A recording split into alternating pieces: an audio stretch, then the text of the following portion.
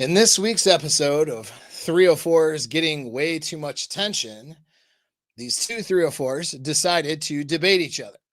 All right. Well, one is Louise Perry, and she's an author and critic of modern whoredom. She's actually not a 304, and I probably have more opinions that would align with her versus Bonnie Blue, who's the other person who's on the other side of the debate. So you don't know who Bonnie Blue is. She's probably the most famous sex worker in the world right now.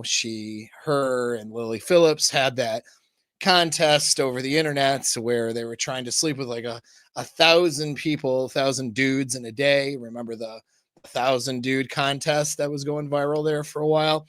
Anyway, that's her. Pretty gross. All right. Pretty gross. But to my surprise, when this kind of came to my attention, and the debate was done on the Modern Wisdom podcast, decent podcast. I think that dude who does that does a pretty decent job, and he's a better podcaster than I'm. Certainly a better at the interviewing process and running these sorts of things than I am. He's very good. Anyway, so they do this debate on that platform, and much to my surprise, Lily Phillips schools everybody on, not Lily Phillips, whatever, Bonnie Blue. I get them all mixed up. They're all 304s, right? Blonde 304s railing through tons of dudes. I don't know, whatever. Okay. And I'm not a really a consumer of pornography in that way. So I don't really know who is who as much unless they're being talked about on Twitter X or something like that. But whatever. Yeah, she actually schooled everybody. It was kind of a crazy thing. And so, here's the thing why I'm covering this. This is supposed to be some sort of debate, okay? But, there's just a lot of truths about the sexual marketplace and a lot of things that she highlights that I think are a surprise to a lot of people. Louise Phillips is is that her name? Louise Phillips? Louise. It's funny. I can remember the name of the 1,000 dude chick because of how gross that is. But I'm not Louise Perry. Thank you. I'm not remembering the name of the chick who is accomplished author, somebody, and isn't that the way of the world though, right? Like we'll remember the crazy crap. You know what I mean? It's what the internet does to you. You'll remember the crazy crap and the people who are maybe potentially disgusting human beings. I don't know. I'm not sitting here saying Bonnie Blue is a disgusting human being, but certainly I'm not into that behavior, right? Like whatever, man. I don't know what to say about it, honestly, because it's just not, I would say it's pretty gross running through 1,000 dudes, right? I mean, that's to remember someone for, but meanwhile, this other chick writes a book. You can't even remember her name. That's the unfortunate situation we're in as a society, but whatever. It affects all of us. But this is going to be useful for us to go through because the realities of the sexual marketplace is illustrated here pretty well. And the thing is, guys, if you don't understand these realities, you're screwed. Okay. That's it. If you don't understand these things and have the skill set to handle what's going on in the sexual marketplace in 2025, you're screwed. You'll be alone forever, subjecting yourself to paying for sex workers and buying AI programmed sex dolls in a few years. And that'll be the whole rest of your life. Okay. You'll be that loser. Or you'll be a different kind of loser. You'll be finding yourself committed to some piece of trash woman who most likely is banged up and fat and who doesn't love you and who doesn't respect you, but you'll cling to her like she's a security blanket because you don't have any other options. And this is the outcome, one or the other of those things for most men. This is the outcomes that you will face. I don't care if you're a good-looking guy. I don't care if you're, somebody who's relatively successful. I don't care. Okay. The sexual marketplace has turned into a really hard place to deal with for most people. And you're the previous social conditioning that we used to have 30, 40 years ago doesn't apply today. The rules that we used to have are not the same today in 2025 that they used to be. The way that your brain has evolved, okay, is not going to respond well to the new rules and the new conditions in the sexual marketplace. So if you don't understand these realities, you're screwed.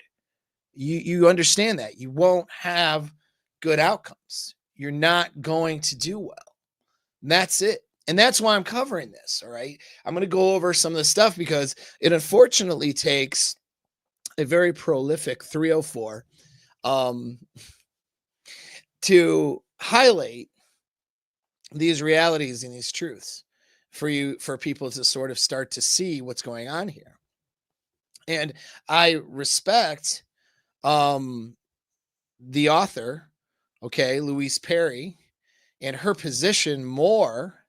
I don't agree with her 100%. I'll show you where she's still a woman on some of her, still a modern woman. Thank you very much. But I don't agree with her 100%. Okay, and stuff, but I align more with her. I don't think that the pathway to success for a woman is whoredom. I think for most people, that is a pathway to destruction. Okay. But Louise Perry in the debate, and I'm going to show clips and talk about it, but Louise Perry doesn't really understand or get what Bonnie Blue is actually missing out on. She can't understand it because even though my ideas align more with Louise Perry, she's an accomplished author, an accomplished journalist with some good things to say, she misses the point too. Everybody is missing the point and what's missing. And that's why you and everybody else are going to fail or are failing in the sexual marketplace is because of a particular point that gets missed. And it gets missed by so-called experts across the internet, across the land, the psychologists and doctors and content creators with millions of views fucking miss it, dude. They miss this. They miss a lot of things. There's one particular thing that they miss, and I'm going to highlight that. It's a thing that Bonnie Blue really sold herself out for and that she will never be able to experience. And it's this thing that unless she were to accidentally come across my very small channel, okay, or somehow a light bulb goes on for her, Louise Perry, who has a lot of ideas I align with, also misses it too, because she's a woman in 2025. All right. And I don't mean to sound like a misogynistic guy against women. It's not, it's just women are socially conditioned to miss this point. And so are you guys for that matter. All right. So are you guys. So we're going to highlight all that stuff today. Before I do that, I should mention, get this out of the way, is that all of you right now who are listening to me, not a ton of people right now logged in. Maybe that'll change. My announcement was a little late. I was a little late to my own stream. So we'll see what happens. Okay. But out of all of you that show up and listen, whether it's now or on the replay, did you know that only 70% of you that 70% of you, 70% of you are not subscribed to my channel. So for everybody, whether it's a couple hundred views or a couple thousand that this little stream gets, 70% of you are not subscribed. Isn't that crazy? So a lot of you guys log into me all the time, you know, and you jump onto my stuff. You're not all new people, but you're not subscribed to my stuff. Okay. So look, the easiest way to support what I'm doing is just to hit the subscribe button, notification bell, throw a like every now and then. Some of you guys do that, throw comments, and I do really appreciate the help. I am suppressed algorithmically. I am doing my job to do better as a internet marketer to try to change that. But the reality is I'm always running an uphill battle. And the information that I'm providing is uncomfortable truths, uncomfortable information that will save people's fucking lives. It'll save you as a man, particularly because you guys are the ones that I coach in my coaching practice most of the time. Although I had a woman today as a client, I've have a couple of women, female clients, throughout the months that come through. But most of my clients are males, and we're changing the world for ourselves, at least, right? So our small little community, our small little niche, we're changing things. So all this 1,000 body 30 and 24-hour 304 contests and all this bullshit and transactional relationships and women not respecting men, dudes getting divorced, divorce, I almost said the R word, but screwed over in divorce, all of these things that happen. Okay, we're creating a little world around ourselves where that stuff doesn't happen, and guys are getting dates, having good experiences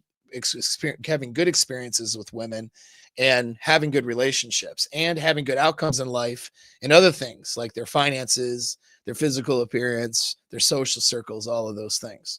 All right, guys are logging off of the toxic areas of the internet, going to places like my community, working on themselves, getting out into the world and doing good things. And that's what we're trying to do here. But guess what? The world doesn't want that. They want you to be miserable, upset, anxious, sitting in front of your computer, screaming at it over some political nonsense or whatever it is, and then spending your money and going to a job that you hate. Like, that's what the world wants out of you. And by supporting my channel, hitting this little subscribe button, getting me out of this purgatory I've been in with all of these platforms that control everything, you help other men come across my stuff and possibly save their lives too, right? So you want to at least do that little piece. I would really appreciate it. And then, speaking of my community, that is a free resource to you. I have accountability sheets. I have things that will help your brain and checklists and stuff that'll help you with your inner game. And and that stuff is for free. I have a course on processing through a breakup, getting over loss, some of those things, so you can have that resilience and that dominant sort of masculine presence, right? That stuff's for free. It's in the course area of the community. And then people get their questions answered and we have great discussions, and it's away from all the bullshit, right? So go there, make sure you log into that. So now that's all for the plugs. Let's go and start breaking down this debate now. So if you'll be patient with me, because I have to press buttons and you guys know how bad I am at that. Let's see. Is this the one that I want? Okay, so first let's look at this first little point here. All right. Bless you. And my general view on the sex industry is like very negative. Mm-hmm. So we're going to come at this from different perspectives. But I do I'm guessing that a lot of people listening are going to assume that I'm going to try and like uncover trauma in you, or I'm going to try and like break through. Traumatized. You'd waste your time. And I actually think that's right. And that's part of the reason I'm more interested in talking to you than I would be to say Lily Phillips. Yeah. Because I think that Lily, to me and to a lot of people, I think it's clear that Lily is actually suffering quite a lot and is having a hard time. She seems traumatized. Right. Which is in a way the less interesting story. It's more obvious. Yeah. And it is horrible. Like, I'm very lucky and fortunate to be in the position I'm in because I'm not traumatized. I'm not upset. I'm not distressed.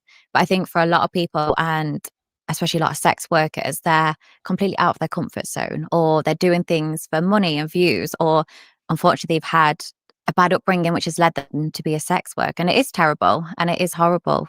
And it's not always the nicest of industries for most people. Would you advise Lily to stop? Okay, so that's good. We'll sort of bring out this question. So I wanted to start it off with this. Not the most major point I want to bring up, but do you think that these people who get into sex work are all these, or what? And it's not just, we'll say 304 work. Okay. We're not just talking about, having sex on camera.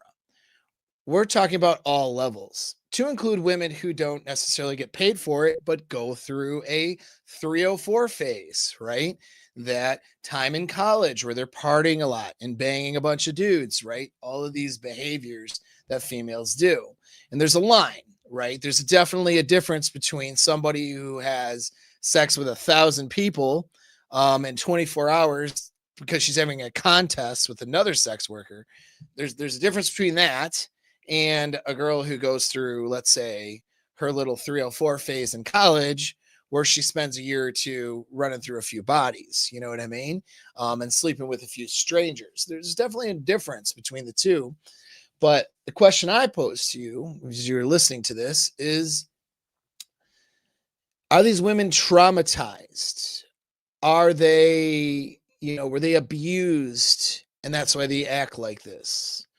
Are they just fueling their trauma? All right. And I'm going to present to you an interesting thing, is that the cold hard truth. I mean, what do you guys think? There's a few of you here. You can throw it in the chat. Tell me what you think. Do you think that someone like Bonnie Blue, who rolls through 1,000 dudes, right, in a 24-hour period, do you think that she's been traumatized and that's why she acts like this? Or what about some girl who has 50 guys that she slept with, which is not that as uncommon as you think if you're in the world and you understand what goes on? A girl who's turning 30 this year who slept with, let's say, 35, 40 guys. Do you think that she's been traumatized and that's why she did it? All right. I got news for you. Here's the cold hard truth. Women like sleeping with dudes for money. In general, they like sleeping with dudes for money or for prizes or for things. Okay. That's it. That's it. All right. Now, that's not to say they're not some traumatized women. I'll get into that. But in general, women fuck dudes. And in general, they're fucking dudes to get benefits out of it, whether it's money or a commitment that involves the guy's money, or whether it's a bunch of favors, or whether it's social status being increased, or access to things like jobs or promotions, or access to nice areas of a club, or access to maybe a vacation because this guy's going to take her on vacation, so she fucks him for the vacation. Do you understand that women like banging dudes and getting things out of it like that? That's what they do. All right. That's what they kind of all do, in absence of something that I'll talk about towards the end. All right. So that's your transactional relationship. That some prominent, I even have prominent psychologists, we could say prominent, YouTube prominent, right, with nearly 1,000 subscribers on the guy's channel, writing books talking about and promoting a transactional relationship. Well, that's what that is. It's women using their vaginas to get money or to get things. And they're all doing it. And they're not traumatized. That's the hard truth. It isn't trauma. It's what they do. It's what they do. Okay, so there's your first, oh shit, eye-opening moment for some of you. Okay, the monkey brain, which is the mammalian brain, all right, the non-thinking part of the brain, is savage and doesn't give a shit. Okay, it doesn't care. A woman will use her sexual self because her sexual self is the most powerful thing she has, whether she likes it or not. She could be a PhD woman who's accomplished and intelligent, and chances are her sexual self or sexuality is still more powerful than that, especially now in 2025, where we have a simp economy. Yes, a simp economy. So that means we have a female-centered economy and a female-centered social ordered or gynocentric. And guys promote that social order by pedestalize women simping for women, trying to appease women. This goes back to the Karen baseball thing, where the guy couldn't tell the girl no and had to give up a baseball, and all these guys defended the guy. Well, what else was he supposed to do? Like, that's the mentality. You have to appeal to the woman. What do you mean? Makes me laugh when you have these feminists talk about how oppressed they are. There's never been a time where dudes are dropping everything for women and appeasing to them. What you have is a mass majority of men doing that, and then a subset of men who go completely the opposite way, and they're violent and assaulting, and the migrant crisis and running up to women and accosting women and stuff like that. You have you have this crazy stuff where men are making women feel unsafe and being crazy towards women, and that's a subset. And then the vast majority of society is appealing to them. There's nothing in between that for most, in a generalized sense, where men are having boundaries, standing up for themselves, as well as treating women with respect. So women get treated with disrespect as well as they get appealed to and placated to and worshipped. It's this crazy thing, It's like society is doing what the weirdo does in a girl's DM, all right? Where he compliments her and tells her how pretty she is, and then if she doesn't respond fast enough, then he screams, he sends her a message of how she's a bitch and she's a piece of crap, and that he hopes she dies in a car crash or something, right? Like, that's what society right now does to women. It's like they're placating and appealing to them until and then they get frustrated and they go the other way, And so women are made crazy because they're, if they're being placated to, they're having everyone appeal to their sensibilities, but then at the same time turn around and be,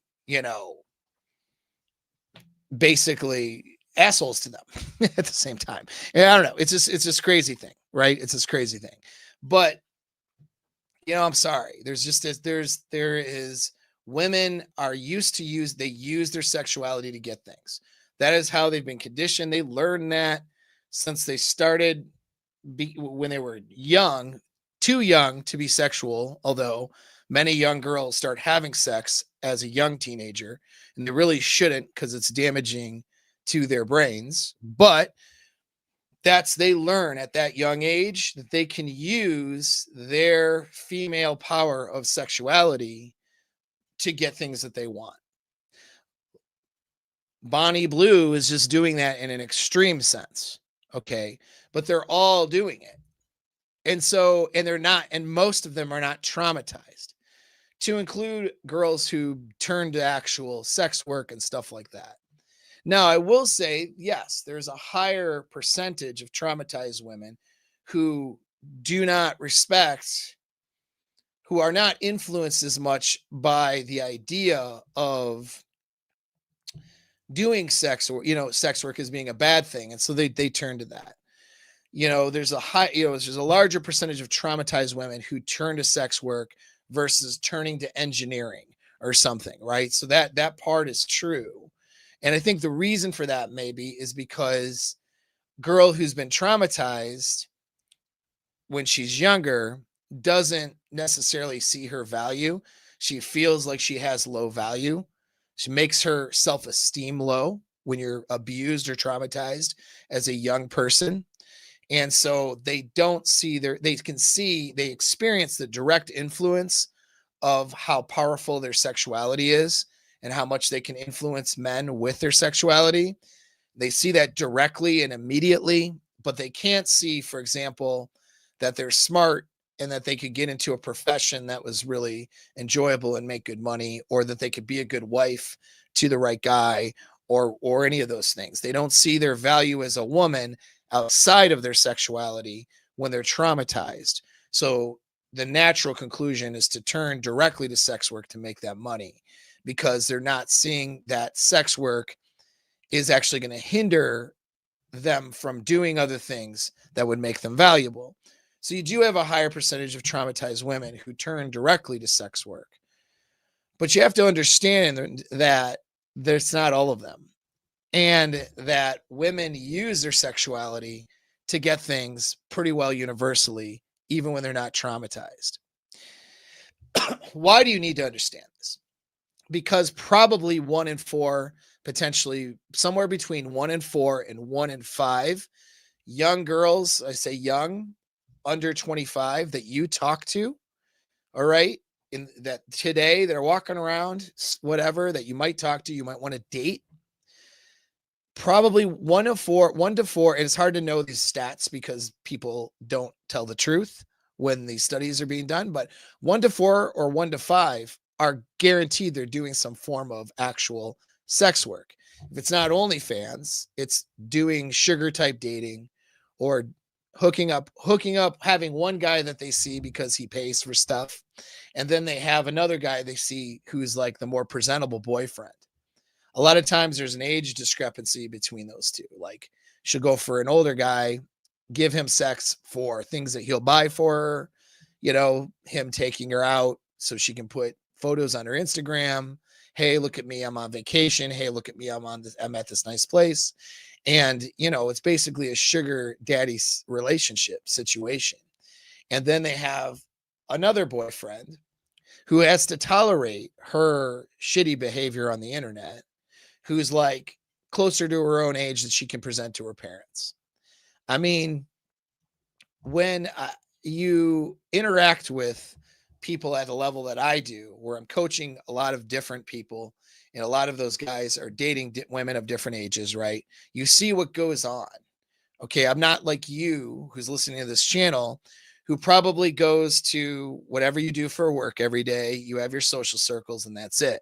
I'm talking to hundreds of people every single month all around the world who are all in the dating market. Okay.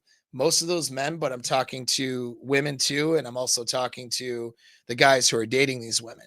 And I will tell you that each guy, if he's dating a girl in her 20s, she has somebody in her friend circle who is getting paid for sex. That's a reality of it. So getting paid for sex, soft prostitution, they call it, where it's like, it's more of an arrangement. I mean, you have people out there on YouTube right now, female content creators with 500,000 subscribers or more. I have not even a fraction of that, but you have women out there with 500,000 subscribers or more dedicating their channels to telling women how to get money out of guys, how to basically prostitute yourself. That's acceptable, by the way. This is how you know it's a psyop. That's acceptable, by the way, by YouTube algorithms. A woman can get on and dedicate her entire channel to prostitution, as long as she doesn't call it prostitution and just calls it dating and getting money out of guys and being a sugar baby. She gets 500,000 to 1 million subscribers. If she can look halfway decent with a body app that makes her hip to waist ratio look good enough, she'll get a ton of subscribers from simps and a ton from women who are essentially want to be just like her. And they're all trying to learn how to take your money how to take money from men using their sexuality.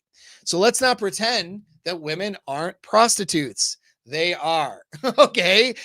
Their mammalian brain makes them want to be prostitutes. If they're in a transactional relationship, they're essentially prostituting themselves. That's the reality. And you guys aren't any different. You're paying for it. So that's what transactional relationships are. They're prostitution. That's what it is.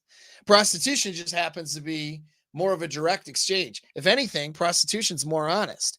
I'm not condoning it. I don't think that's the pathway to a good life as a man. Okay. But at least it's honest.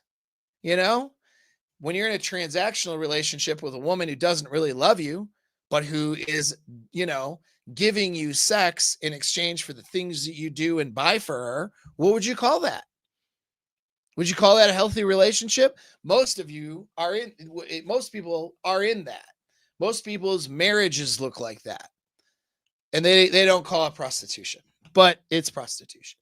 And so that's what women do. Unless they meet somebody that they have a lot of desire for, and they get in that guy's frame, and they have the wherewithal to build a healthy relationship, things can be different for those people in that couple.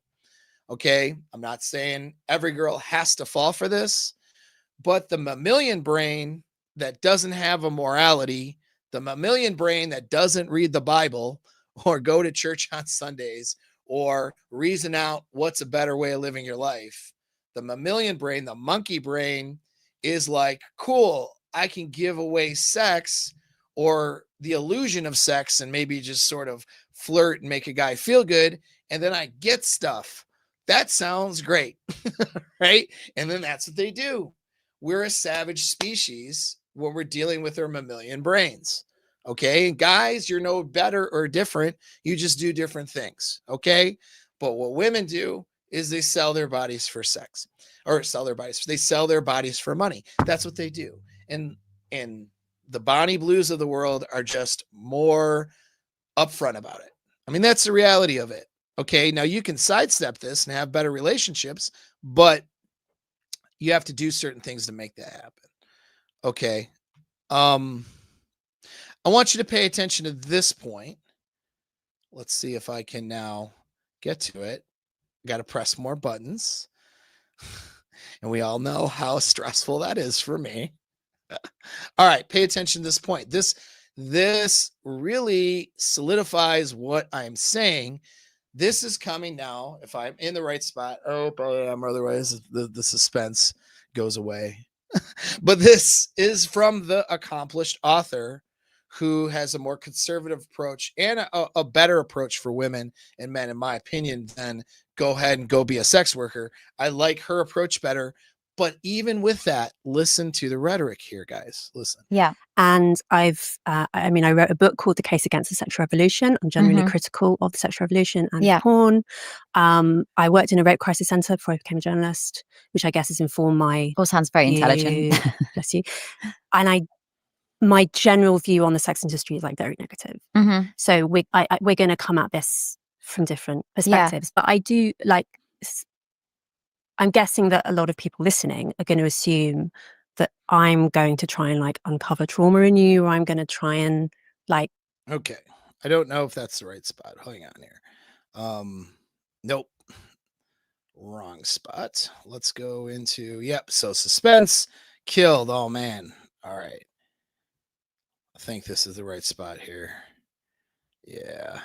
Is you could presumably have landed a rich husband. Like if you had set that as your object, you're like, I want to live a luxurious life. Fair enough. You could have made that your goal to be like the most successful gold digger in the world. And you would have achieved all of that, the travel, the living somewhere lovely, all of this without the sex side of it. I see them as more of a sex worker than me. Because they're using their sex appeal. They're using sex to pleasure their partner. Their partner is then going to fund their lifestyle. Their partner is then going to pay for holidays, fancy clothes. They're using sex just like I am. However, I'm not afraid to admit I use sex to get what I want. Whereas those people become very snobby, very uptight. They look down on most people. They're still using their holes to pay their bills. Exactly. It's just someone else is doing it, but I'm independent. They're still using their holes to pay the bills. Thank you. It's very I mean, she's based, dude. It's very unfortunate that it takes the woman who runs through 1,000 guys in a day to be this based and to be the one to tell you the truth, which is that most of these women, I'm sorry, we all fill in blank. What are they? What are they? Right? But notice the accomplished author, and I'm not going to slam on her. I wanted to actually slam on her a little bit after I listened to that. I was like, oh, I'm going to find some dirt on her and be like, yeah, see, she's like this. But then I backed off that. Why? Because she's, I don't like to do, because that's really, I'd be doing that for clout or whatever, or for the views. And I want to get away from doing that kind of stuff. Right. And she does seem like an accomplished, well-reasoned out person. Like, and that makes the point even more so. Louise Perry, I admire her and her accomplishments, and I haven't read her book, but I imagine it's pretty good. And so the little bit of research I've done on her is that, you know, she's got a great perspective. So I'm not going to criticize her too hard, but she still is a woman in 2025. And what was her suggestion as an alternative to Bonnie Blue? Her exact words were, well, you could have, because so prior to that, okay, Bonnie was talking about, well, she got into sex work because she didn't want to go back to a regular job, and she could make a ton of money doing it, and she could live a lavish lifestyle and not have to, and have financial freedom and have freedom in her life. And she doesn't mind having sex with strangers on camera. So that's why she did it. Very straightforward. And the criticism from Louise Perry's perspective, Louise Perry, rather, sorry, not Louise, Louise. From Louise's perspective, it was, well, why don't you just become the most accomplished gold digger in the world and be like in a relationship rather than be a sex worker? Like, okay, this is the person who is criticizing the sexual revolution, modern feminism, and has a lot of great things to say, and is still suggesting that a woman basically as a better alternative get into a transactional relationship where she takes a guy's money. But you're going to tell me they're not all 304s, right? Is that what you're going to tell me? You're going to tell me that women are not wired inherently to use their bodies, to use their sexuality to get things. You're going to tell me watching this video that that's not true. I'm taking a crazy perspective. I'm a misogynist. Maybe call me a name while you're at it too, about how I'm a bad person for pointing this out. You're going to tell me that, and then at the same time listen to a conservative, reasonable person who is criticizing the sexual marketplace as it is, who's had a lot of good things to say. I actually would like to read her book when I get time. Okay. She's saying, go be a gold digger. That's a better alternative than being a sex worker. Be a liar. That's what it is. Be a woman who marries a guy, not for love, but for money and status. Take that guy for what he's worth. Pretend you love him. Give him sex and play the role of being his lover, but really just take all of his shit and take the benefits, take the money, and live a lavish life that way. That is a better alternative than being a sex worker. That is the suggestion from the person criticizing sex work. But they're not all 304s, right? Like, I mean, come on, dude. Come on. Now, Louise, unfortunately, will never see this stream. Right? If she did and was open to hearing what I'm saying, like all women, she has a brain. She's a person who thinks and who's smart. Okay, a lot of women are very intelligent. I'm not being misogynistic here. She could realize what I'm saying here and go, fuck, he's right, and change this perspective. But the reason it's not changing is because most people don't know what a relationship based in desire is like. They only know relationships based on a transaction. And I have all of these men who think they have their shit together with women, in fact, will jump on my platform, jump on my community even, and argue, well, really, if you do mental gymnastics and think about it, all relationships are transactional. You have psychologists writing books talking about the value of people, and then using the economic model, which is a decent enough model of the sexual marketplace, to reduce all relationships to an exchange of value, which is a transaction. And that is the model that everybody has. Very fucking interesting, I think. Very interesting. People cannot think around this because they don't know how to have and have never experienced a relationship based on desire. Okay. And that's the difference. And that's the major point I'm making. We'll go through some other stuff here. But That's what's missing. That is what's missing. It's like, there's this movie. I think I'm going to fuck it up, actually, as I try to describe it. I think it's called Big Fish. No, I'm trying to use an example. I didn't plan for this example, guys. Big Fish. I think that's what it is. Yeah, 2003 film called Big Fish. Cute movie. It was really nice, right? And it was like, I don't remember all the details of the movie. It was a while ago, but I do remember this. Like, they came through like the woods and then they into like the city, this little town that was like the perfect town. It was like fantasy. And there were all the I remember in the movie, if I'm not mistaken, anybody, you guys can correct me in the chat if you know what movie I'm talking about.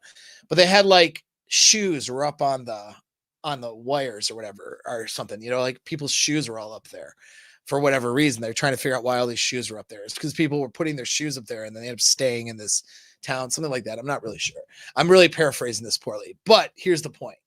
This town was perfect. It was a fantasy type of a place that once people came to it, they just never wanted to leave it because it was this amazing, beautiful place that was outside of the rest of the horrible, evil, shitty world that's out there. You know what I mean? Like there's this tough, hard world that is out there. And then you had this beautiful place.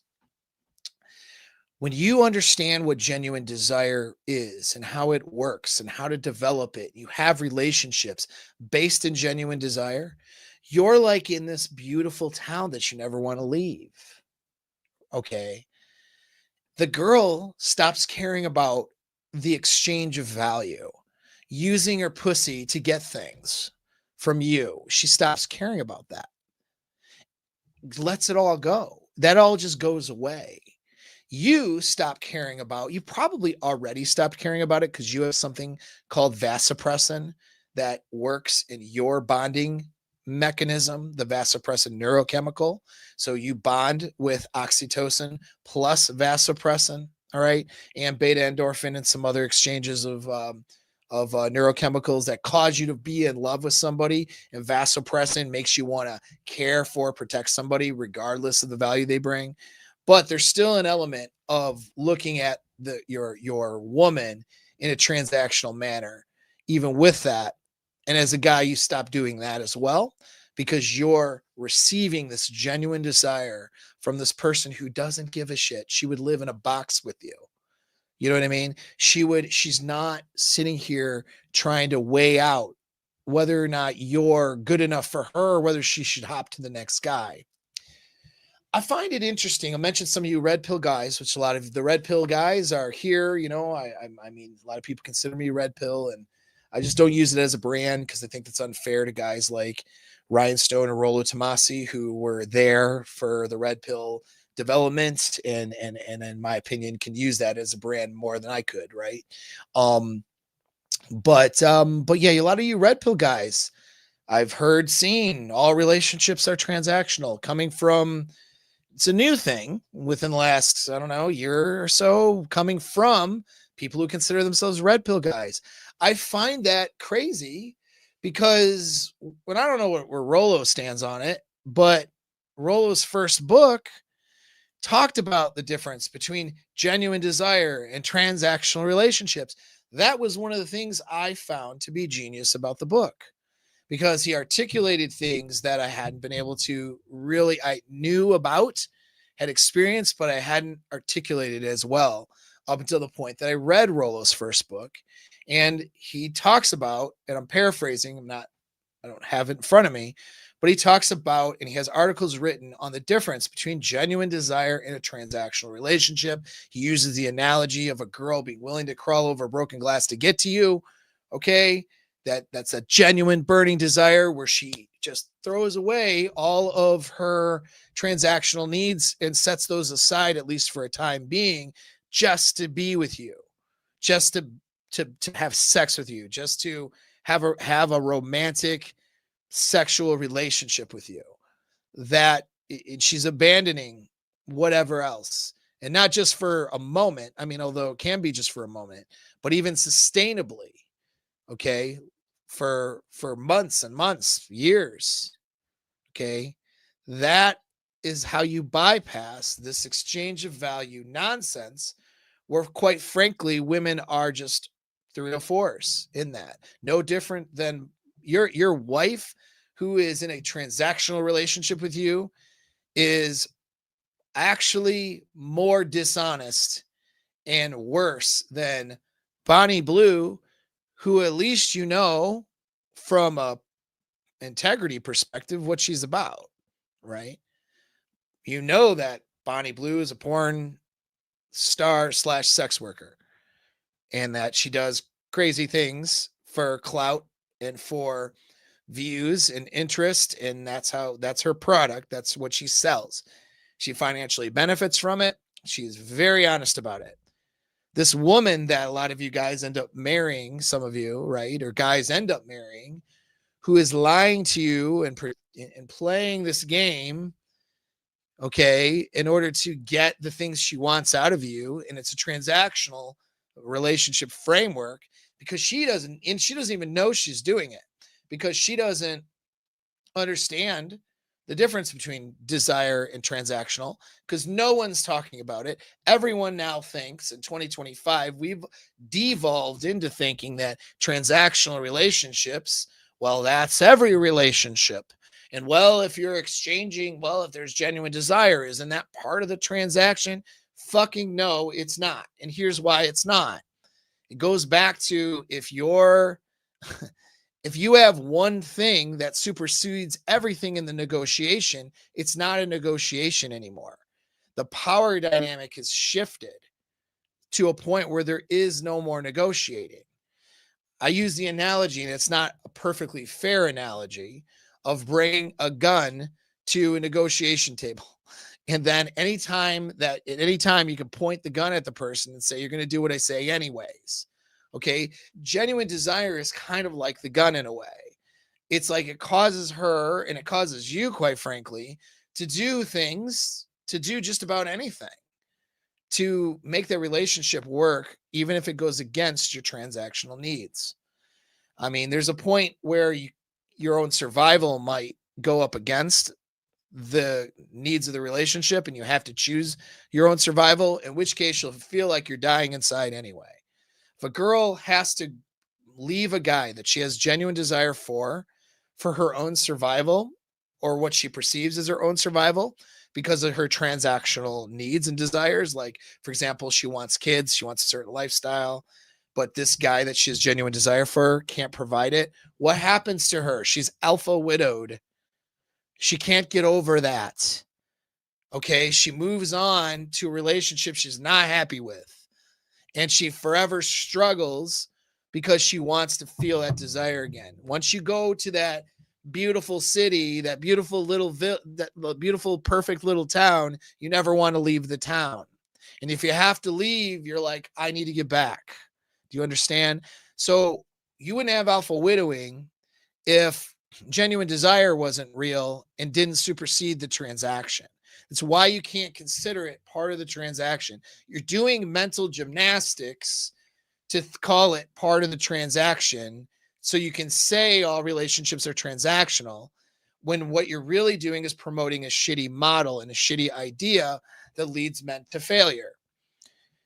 Harsh words, I know, because I have friends of mine who, people I consider friends, who I respect, who know things, who are in like red pill space and some things, who won't let this fucking go. They won't let it go. They think that relationships are transactional.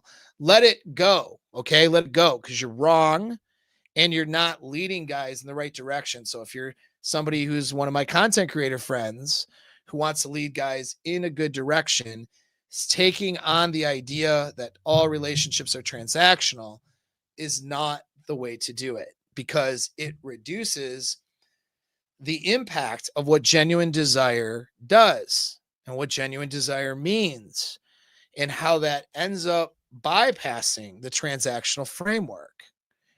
All right. So that's the problem with that. Very problematic, you know? And so, but as you can see, even when you have a transactional framework in your mind, even the accomplished journalist, author with some great opinions on and criticisms of the sexual marketplace, Louise Perry, still falls into, you could be a gold digger as a better solution to being a prostitute. Like, dude, no. Because being a gold digger is being a prostitute. It's just, and Bonnie Blue makes that point. And I was just amazed at how based Bonnie Blue was in comparison to someone who I admire and agree with probably more so, which would be Louise Perry. Do you know what I mean? Like, I was like, God damn, like she's based, dude. You can't say she's not, even if you find her behavior disgusting. And I find her behavior gross, but I mean, I'm not really, she's still a human being. I'm not going to sit here and criticize her like that. You know what I mean? It just, I don't like the behavior. I don't think prostitution is something that is palatable for me. All right. If I'm looking at dating somebody or hooking up with somebody and she's a straight up prostitute who has sex with different people all the time, I'm not going to be having if I'm a single guy, I'm not pursuing a relationship with that person.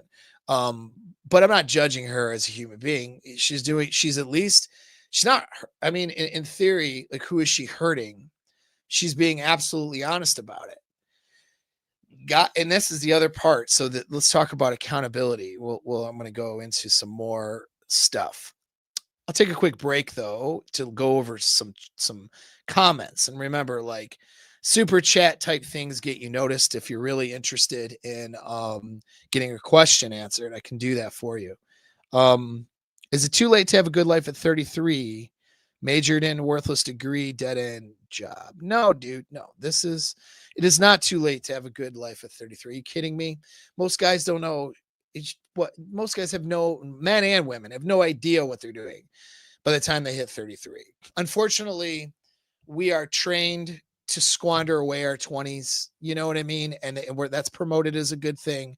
So most adults, men and women, squander away their 20s, find themselves struggling to figure shit out in their 30s.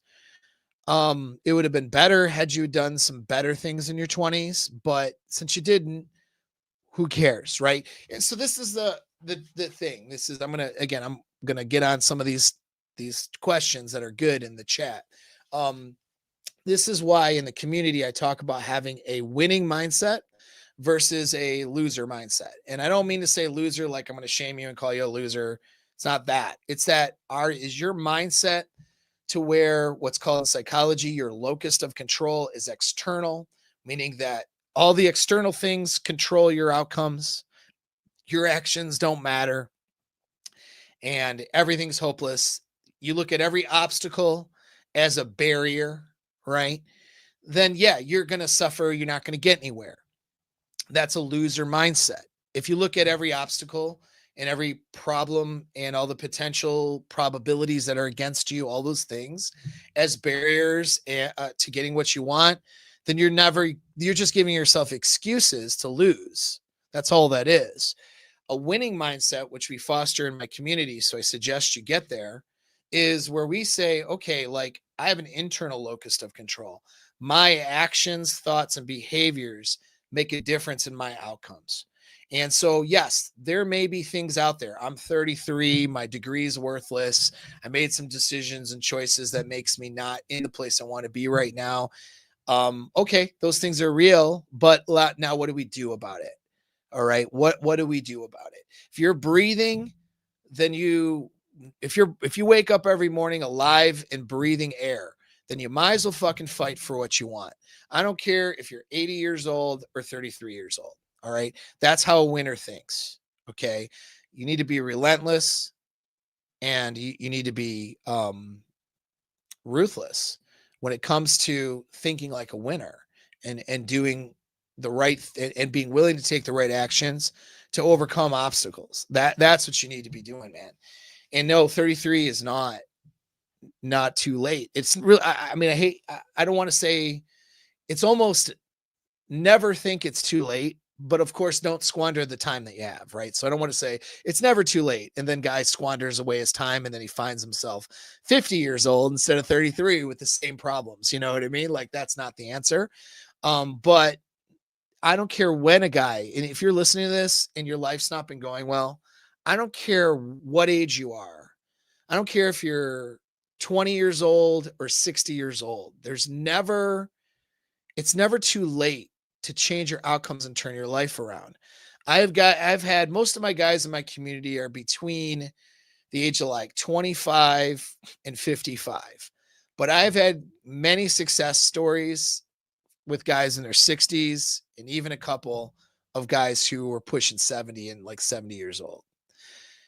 If you turn yourself around for the last few years of your life, if you're 70 years old and you turn your life around and you start working towards the things that you want and starting achieving them and getting them at 70 and you live to be 80, okay, so it takes you a few years to start to really realize the results, but you live out the last 7 to 8 years of your life as living the life that you want. Don't you think you're going to be at peace when you finally shut your eyes for good? Right? Versus just struggling with a life that you squandered away, that you're not happy with, and then you feel hopeless about, you know? So it's always, the right answer is always to fight. Don't be a pussy. All right? That's it.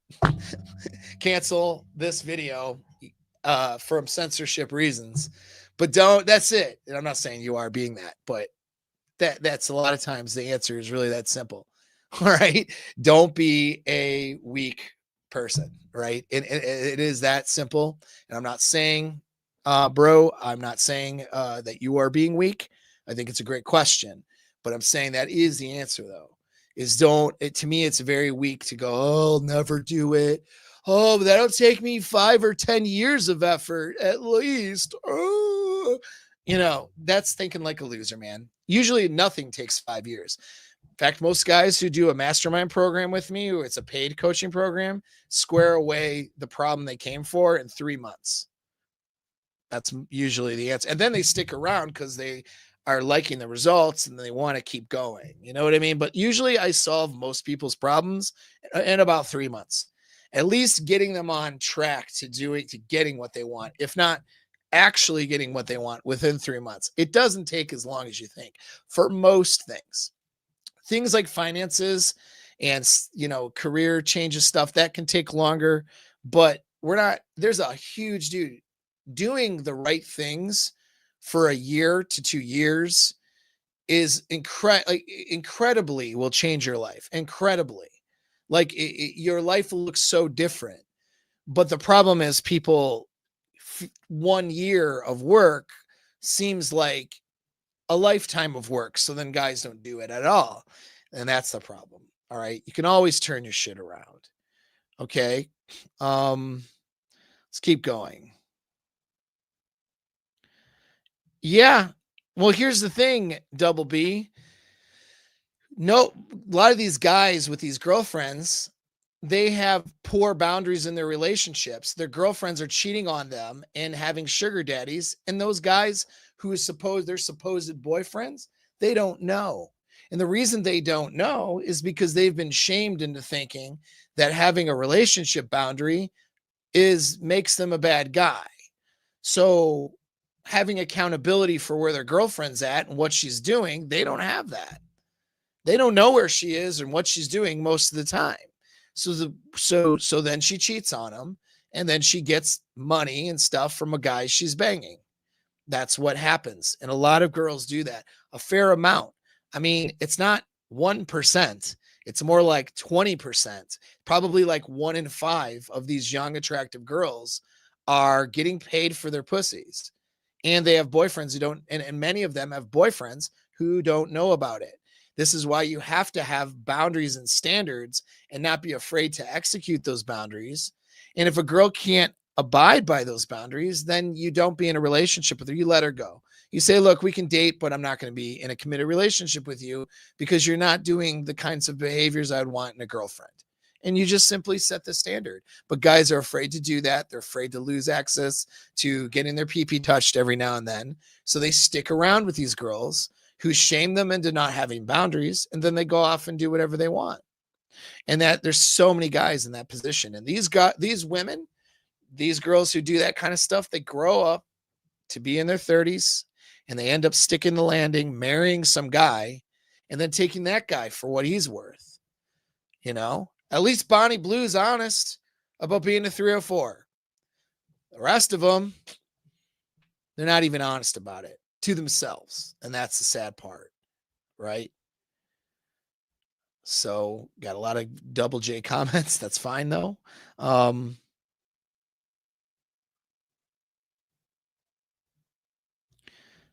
Right. And I think you're right on this. So Plumber writes, I suspect women do feel like they have love for their man at times, but they can't stay emotionally consistent unless they have burning desire. And I would say, yeah, that's correct. A lot of women don't know they do this because they've not experienced burning desire. Like they don't know, they're unconsciously incompetent.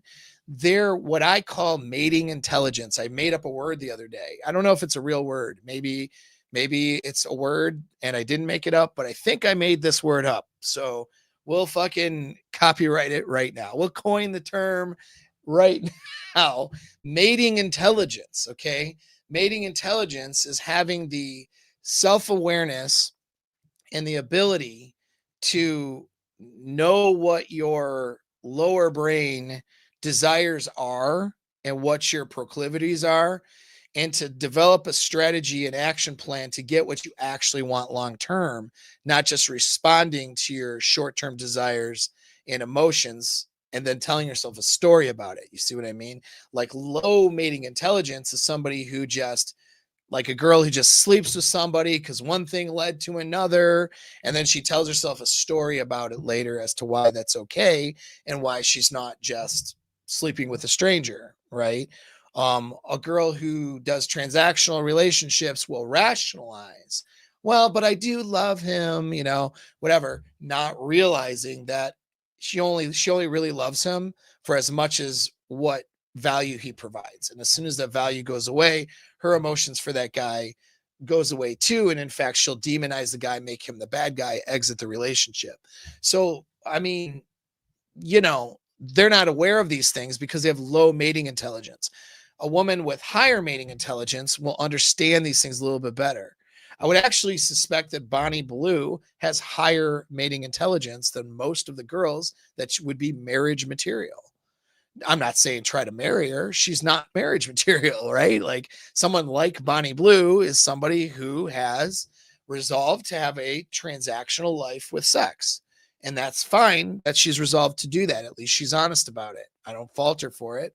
I don't think you should subscribe to her content and ruin yourself and your outcomes as a man by being a porn addict, having a porn addiction. I think porn is destructive for men, particularly.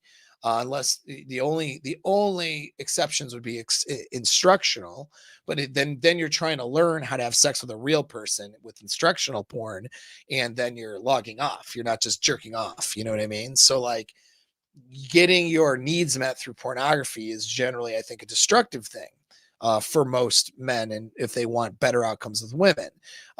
But that said, you know what I mean? At least Bonnie Blue's honest, right?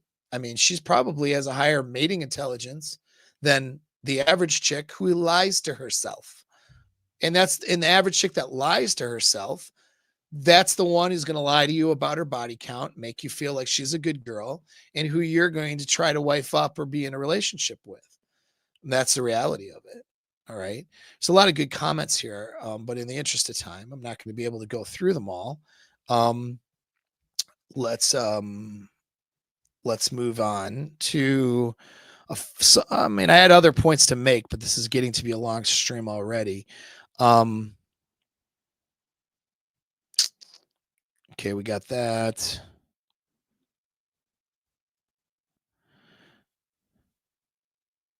All right, here's an interesting. Yeah, well, I guess I'll move into this point. Let's talk about this here. 23, 22. Let me see here. All right, we'll try this. Let's see if this is queued up the right way.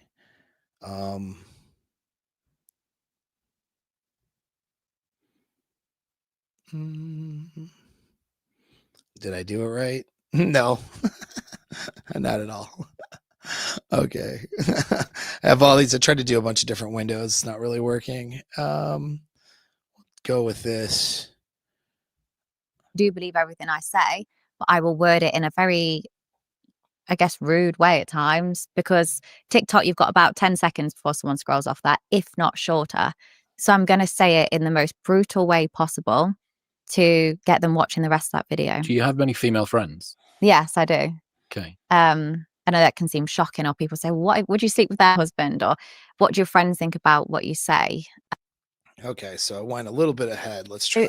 I guess doing the big events and like shocking people. I mean, one of the things that you do in terms of your social media strategy is you troll everyone, right? Like, and particularly you're often addressing women and like the wives and girlfriends of these men, and really focus, like trying to get a rise out of people, trying to be controversial. Yeah. And one of the things, again, that I find sort of, as a woman, I find surprising, and having spoken to other women, they also find it surprising, is that you don't seem to mind women hating you. No. It doesn't upset you. You don't feel that need to be liked that most women do feel. It's another way in which, like, you've got the physical endurance, you've got the low threshold for disgust, you've got this appetite for notoriety. Yeah. I don't hate women at all. I know it can come across like I hate women, and that's honestly not the case at all. But I say many times, like, women are very easy to wind up at times, and they're the ones that spend more time on TikTok than their husbands. So if I'm using a platform like TikTok, I'm going to sometimes make my TikToks for women, because I know they're going to complain about it, they're going to sit and watch it, and their husband is then going to hear it. So my videos, when I do the TikToks, even though it's aimed at women, it's aimed because I know the husband's going to hear about this one way or another. And the things I say, it can come across very harsh. I do believe everything I say, but I will word it in a very, I guess, rude way at times, because TikTok, you've got about 10 seconds before someone scrolls off that, if not shorter. So I'm going to say it in the most brutal way possible to get them watching the rest of that video. Do you have many female friends? Yes, I do. All right. Well, I don't know. I can't find the exact spot, but I think that's a lot of it though that I need to sort of address, and we'll kind of like work through it. But yeah, so yeah. I mean, what is she saying? First of all, she is marketing herself on the internet by being offensive or sensational to get the attention of women, because she knows that if she gets their attention, then their husbands will then have her attention and will be an audience member, will buy her content. That's marriage. That's marriage in 2025.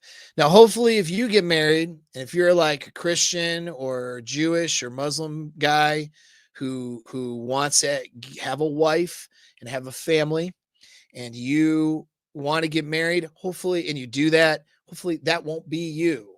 Okay. I'm hoping this will not be your relationship where your woman, your wife, scrolls through TikTok and gets upset and angry at Bonnie Blue saying, "I'll fuck your husband," because you don't fuck your husband. And then she talks about it, whatever. And then you, as the husband, hear about it. And you're like, well, gee, we're only having sex maybe once a month at this point, 5 years into the marriage.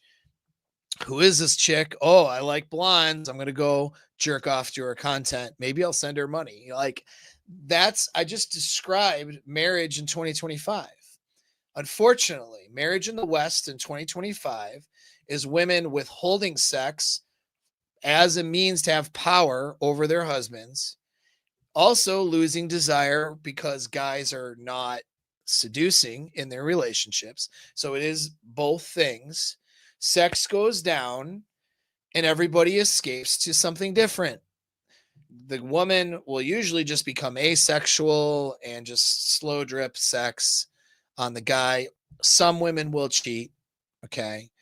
And the guy escapes to pornography, and regular pornography isn't enough. So what they do is they start paying for content because they need to feel like they have a connection with the woman and they pay for it. This is where OnlyFans, the most popular consumer, right, popular, but the biggest demographic of consumer for OnlyFans is guys who are married paying for paying for OnlyFans and sending money to content creators. And even some of these married guys, in some cases, when Bonnie Blue hosts an event to have sex with strangers, and she does that for publicity, some of those strangers that show up have wives at home, and the wives don't know that they're there. And that gets attention on her TikTok, and women get upset about it. Well, here's the thing, women, okay, you're upset about it. You don't be upset about it. Just have sex with your husband. How about that? How about be sexually available? How about recognize that sex is not a tool for power over a man, but it's something that you share with a man in a healthy relationship. But women will not recognize that without genuine desire. And that's the point. If you're in a relationship with a woman that is a transactional one where you don't know how to build, and understand, building genuine desire and creating that is a skill set. Some people have more of a genetic predisposition because of physical looks and alpha behaviors and those things. And they've latched on, they learned, self-taught some of those behaviors when they were younger, and they were just kind of naturals. But those guys can't teach you how to do it. They're not even sure how they do it. And a lot of times those guys, when they do get married, they don't sustain it because they're not aware of how what they do creates genuine desire in a woman. So they can't sustain that desire in something like a marriage. It is a skill set. All right. It is a skill set, just like any physical activity might be, for example, or any talent or any sport you could learn or something, right? There's talent that goes into it, but there's also skill. And there seems to be this mindset that seduction and sexual skill and holding frame in a relationship is a natural thing that you can't learn. That is the external locus of control that most men out in the universe who are not in my community, who don't watch my shit, that's their mindset. You can never understand a woman, don't ever, whatever with a woman. Woman's always right. Just hopefully she'll touch your penis and pick a good one, and that's it. Like, they don't understand. It's everything. When you hear the average like blue-pilled married guy, the language that they use is everything is out of my control. Hopefully things go well. I'm just going to go to church and pray on it because I don't have any control over my situation. Nothing wrong with going to church and praying. However, you have to take action, and there's skill sets you need. And so seduction is a skill. Relationship maintenance is a skill. Holding frame is a skill. And those are the skills. Those are the things that inspire genuine desire in a woman and allow you to sustain that genuine desire. And genuine desire from a woman is how you as a man end up really having that desire for her. It's not the same kind of desire where it's an anxious, I want something I can't have kind of a thing. It's a very fulfilling feeling of knowing that this woman is yours. You know what I mean? And most guys have no idea what the fuck I'm talking about. Okay. Even a lot of you guys listening, and it's not an offense. I'm not trying to be offensive. Just you haven't experienced it yet, and you haven't learned those skills yet. Okay. And that's just the reality of it. Guys in my mastermind group and guys who've coached through me, they usually get there. I'd say just about every time at some point, most of the time they get to a place where they get to experience this. And once you experience it again, it's like going to that village. That's the perfect place. And you never want to leave. You'll never leave. You can't see the world the same way once you experience this. All right. And I try to explain it all different ways. So I hope if you've not experienced this, or maybe you think you have, but maybe you haven't, hopefully you understand what I'm saying here. All right. Yeah, I mean, the reality is that these transactional relationships turn into this exact thing. Right. And actually that brings me to the final point I'll make. All right. Let me do some button pressing. Be patient. I'm pressing buttons. Don't. Oh, What is that? Why am I? What's happening? Hold on. I'm hearing myself because I accidentally pressed the wrong damn button. Am I sharing what the fuck just happened there? All right. Okay. I don't know if it's going to be the right spot. Of course it's not. Okay. So let me, where is the spot?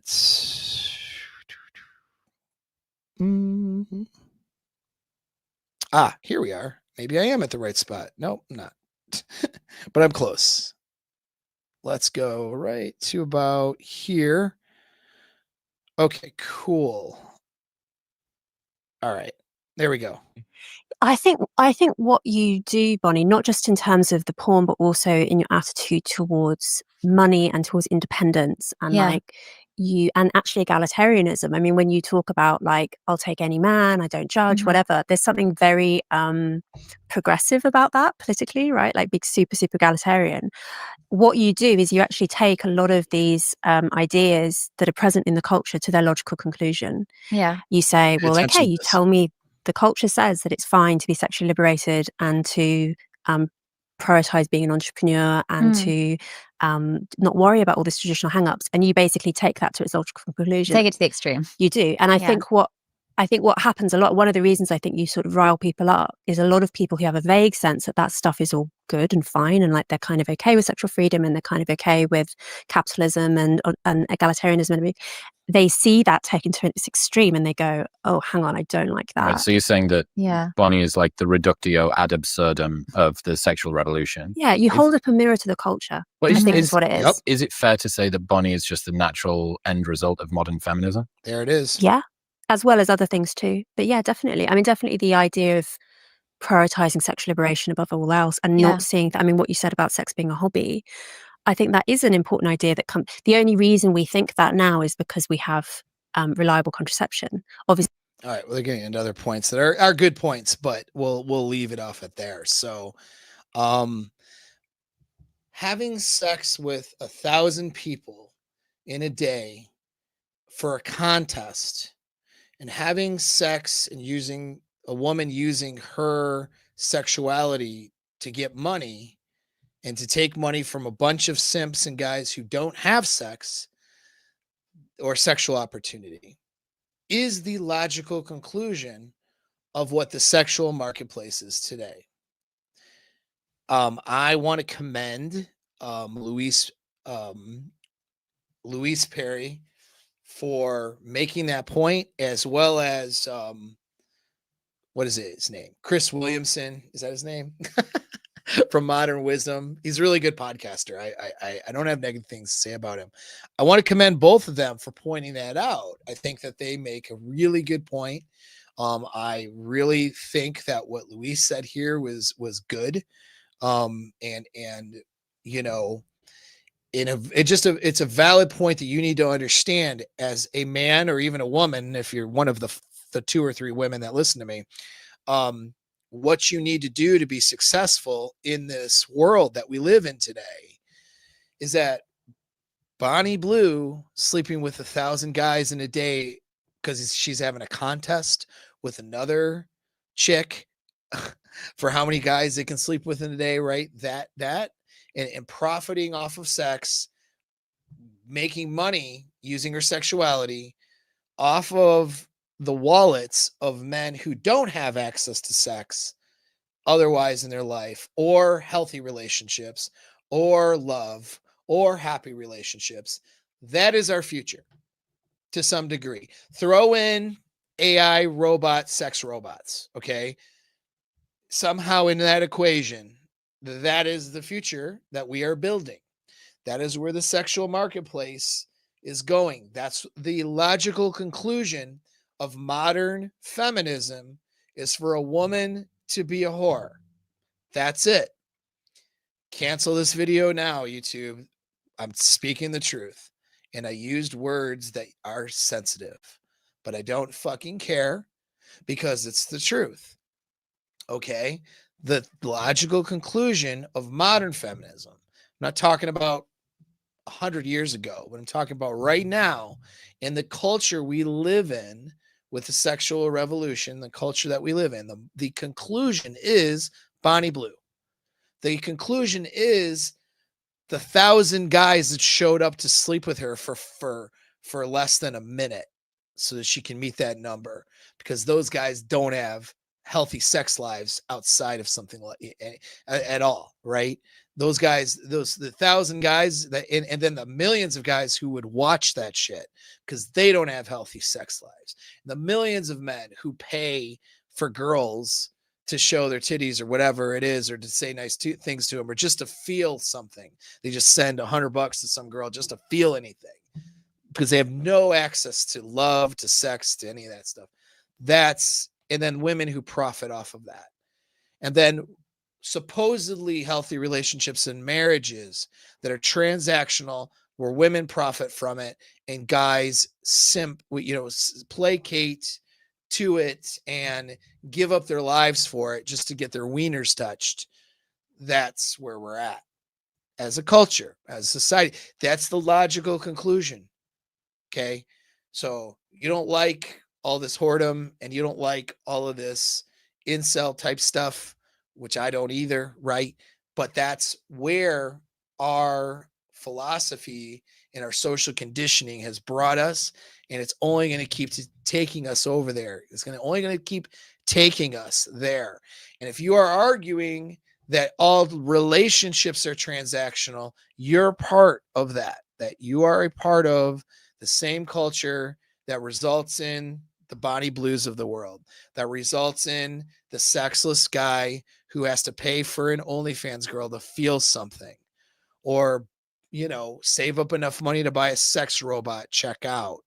Right. And I imagine that the guys who buy the sex robots are still going to send their money to some avatar of a woman that they think is a real woman, versus having a healthy relationship.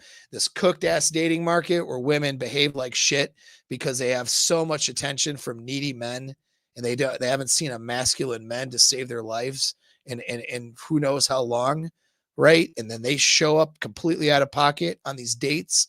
That shit, this is all part of that logical conclusion. This all leads to Bonnie Blue. All right. And if you are participating in the dating marketplace like everybody else, you're just participating in it.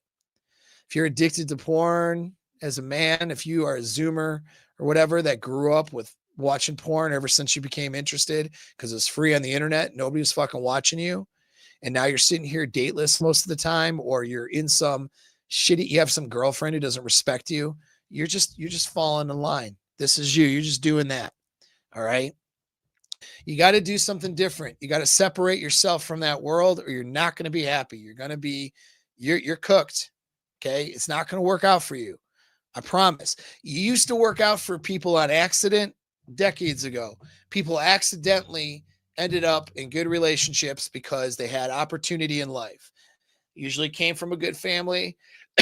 They met some other girl who came from a good family.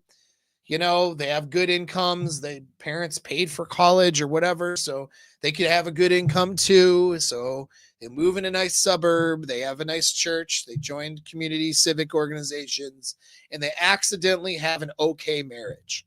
They used to happen. Not anymore. Not anymore. You will not accidentally fall into a good woman and have a good life. Okay? It won't be an accident. If you get that at all, you get it because of what you do. You get it because of the actions you take.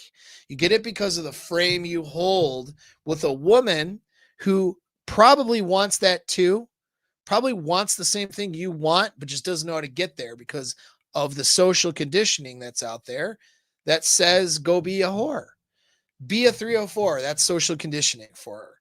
And she doesn't even realize that some of the behaviors are leading her to that. Okay. It's only your frame and your relationship skills and your seduction powers that pull that girl out of that. Let her see a different way. All right. And that's only those things that get you what you want. You won't get what you want without it. You won't get what you want without this awareness. You won't get what you want without those skills. You have to create the life that you want. It's not going to happen by accident. And that's the message. Okay. So hopefully you guys enjoy the stream, and I'll catch you on the next one.